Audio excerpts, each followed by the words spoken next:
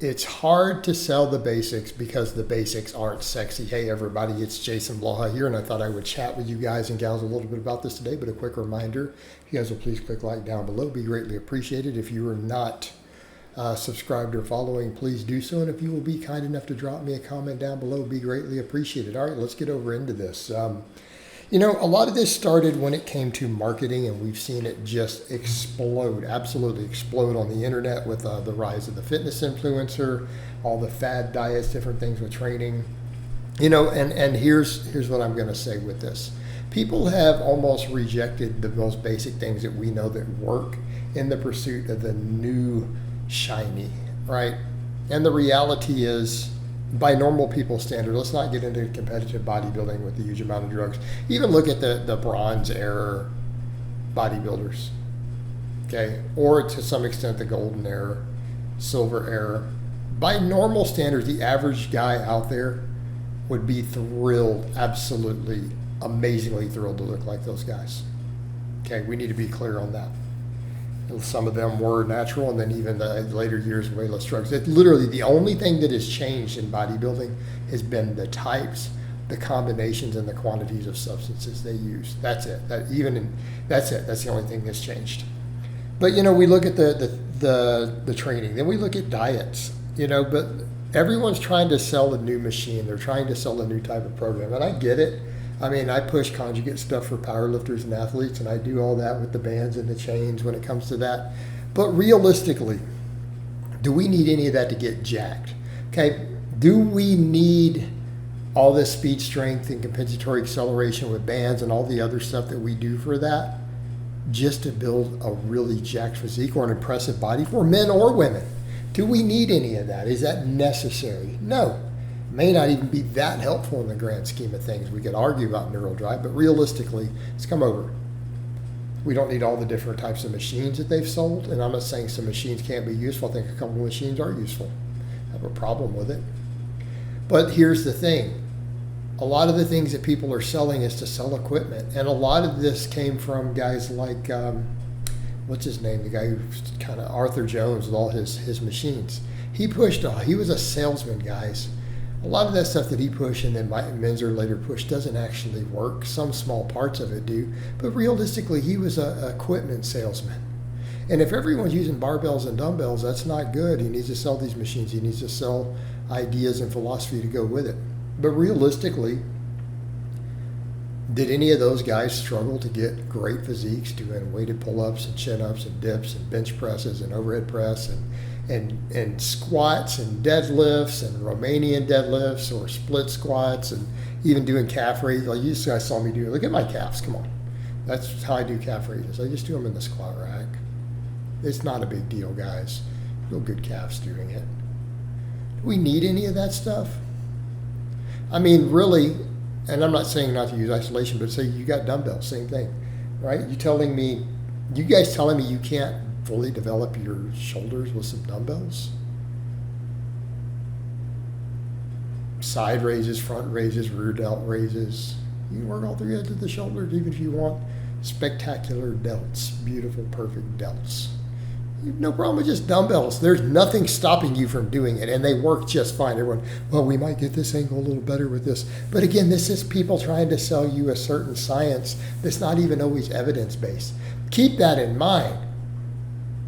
When a lot of this complexity is sold, these are philosophies based upon data. There are not actual studies anywhere showing that people who use a specific type of cable or machine versus a dumbbell for their lateral raise grow bigger delts. Like, this has never been studied or measured, to my knowledge. Like, no one's ever taken 50 test subjects into each group and broken them up and averaged their muscle growth with DEXA scans and MRIs to see whose delts grew the most. Like, so when people say evidence-based or science-based, it doesn't mean they actually measured any of it, like God forbid. They collect some data, some ideas based upon some measurements and say, hey, we have a set of philosophies that we think the evidence will go in this direction. They haven't actually sat down oftentimes and measured it with hypertrophy studies always. And a lot of the hypertrophy studies that get done, they're flawed. It's been pointed out there's a lot of flaws in those methodologies and the ones that are done. Okay? People sell complexity. You don't need a great deal of complexity with your training. I'm not saying good programming, fatigue management doesn't matter. This is what I do for a living. I coach people. People get great results. But do we need all of the complexity with it? No, people are trying to sell. Influencers are pushing complexity. Oh yeah, you just have to hit this angle or whatever on this curl, and it's like, you don't have proof of that, by the way. You're just making it up. Well, I feel it better. You feel it better. Maybe someone else doesn't. Okay, that's half the time literally all they're selling. They personally feel a little more, but this other guy doesn't. So what's that worth? It's their personal, what they feel. Okay, come on, guys.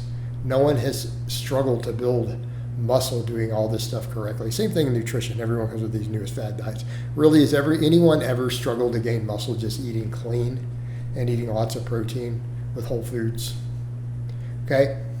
Really, is this really a problem? All right, go back and look at those previous eras.